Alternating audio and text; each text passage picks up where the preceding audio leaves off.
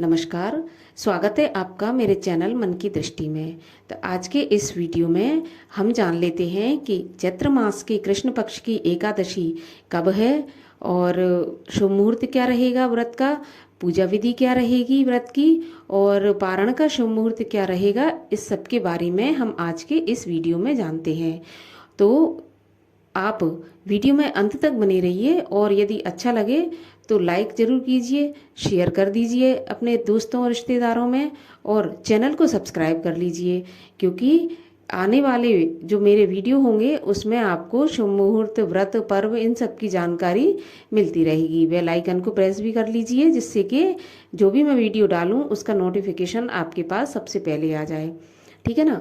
तो चलिए अब हम जानते हैं कि चैत्र मास के जो कृष्ण पक्ष है, जो कि पहली एकादशी है, उसको हम क्या कहते हैं। तो देखिए, उसको हम पाप मोचनी एकादशी के नाम से जानते हैं।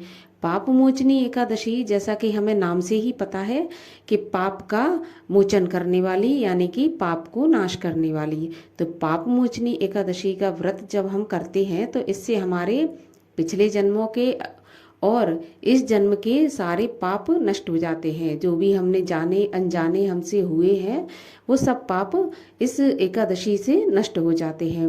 देखिए, सारे जो व्रत होते हैं और हमारे हिंदू धर्म में जितने भी व्रत हैं सब में एकादशी को बहुत ही अधिक महत्वपूर्ण व्रत के रूप में माना जाता है।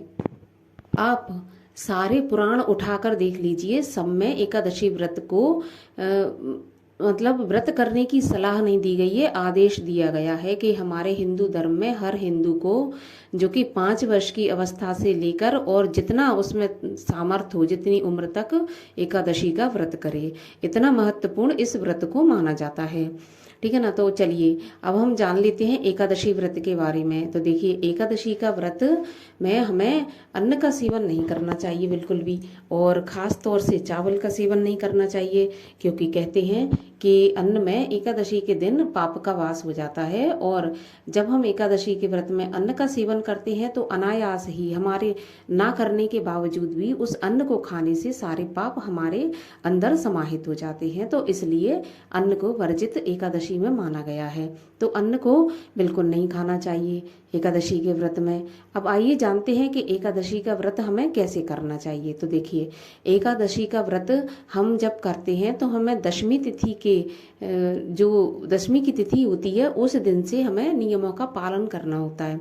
तो दशमी तिथि के दिन हमें सूर्यास्त के बाद अन्न और नमक का सेवन नहीं करना चाहिए। जो भी हमें भोजन करना है सूर्यास्त के पहले कर लेना चाहिए और सूर्यास्त के बाद हमें नहीं करना चाहिए। यदि आपको भूख लगती है तो आप फलाहार, दूध, चाय, ऐसी चीज़ें आप खा सकते हैं, लेकिन आप अन्न और नमक यानी कि खाना नहीं खा सकते। ठीक है ना। और प्याज लहसुन का सेवन भी नहीं करना चाहिए दशमी के दिन, और पूर्ण ब्रह्मचर्य का पालन भी हमें दशमी के दिन करना चाहिए।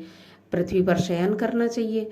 अब अगले दिन एकादशी के दिन सुबह उठें ब्रह्म मुहूर्त में और स्नान आदि से निवृत्त होने के बाद में हाथ में तुलसी पत्र और गंगा जल या सादा जल लेकर अपने जो भगवान हैं श्री हरि विष्णु, उनके सामने खड़े होकर एकादशी व्रत का संकल्प लेना चाहिए।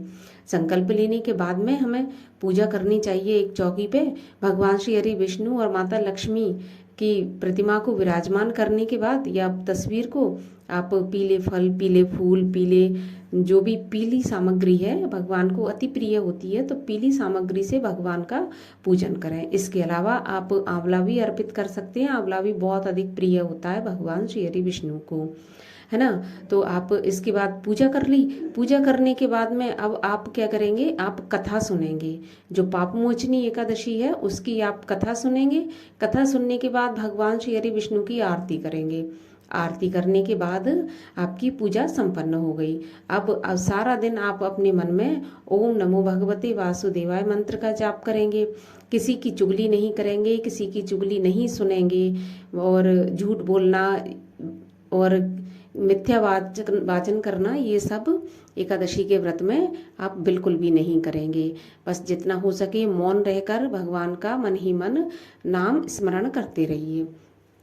ठीक है ना। इसके बाद रात्रि जागरण हो सके तो कर लेना चाहिए, क्योंकि एकादशी के व्रत में रात्रि के जागरण का बहुत महत्व माना गया है।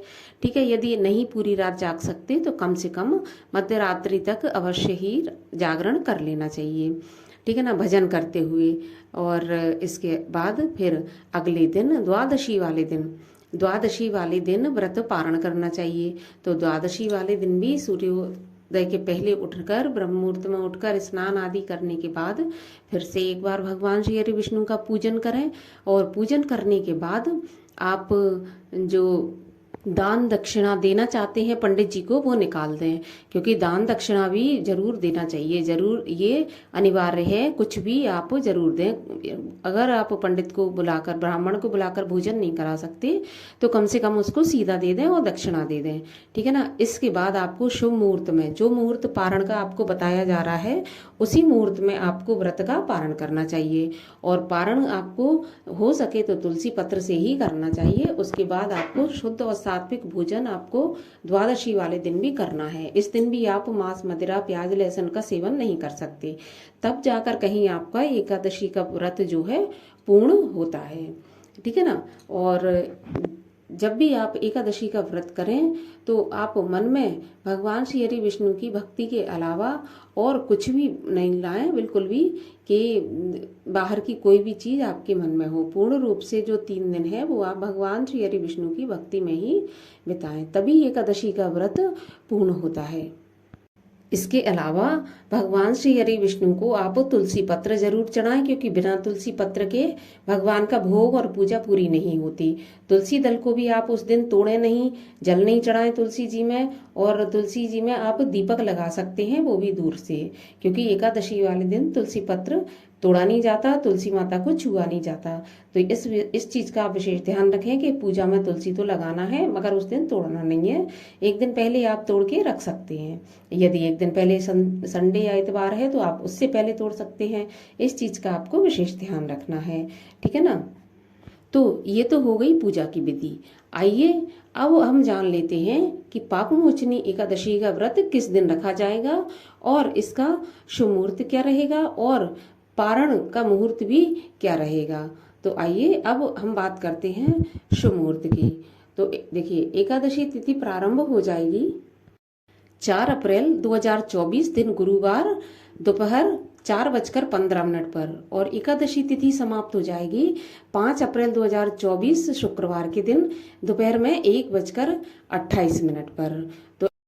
तो उदया तिथि के अनुसार 5 अप्रैल दिन शुक्रवार को एकादशी का व्रत रखा जाएगा, चाहे वो स्मार्त के द्वारा हो और चाहे वो साधु संतों के द्वारा हो। एक ही तारीख को एकादशी का व्रत सभी लोग रखेंगे, वो है 5 अप्रैल को।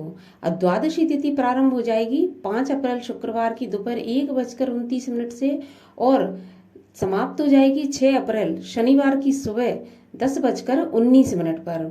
अब हमें पारण द्वादशी तिथि में ही कर लेना चाहिए। तो पारण का शुभ मुहूर्त रहेगा 6 अप्रैल को, जो कि शनिवार का दिन होगा, सुबह 6:17 से और 9:25 तक। इसी शुभ मुहूर्त के अंदर अंदर हमें पारण कर लेना चाहिए, तभी एकादशी का व्रत पूर्ण होता है। ठीक है ना।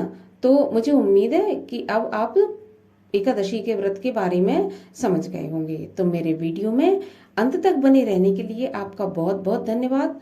मैं मिलती हूँ आज आपसे अब अगले वीडियो में। तब तक के लिए राधे राधे, जय माता की।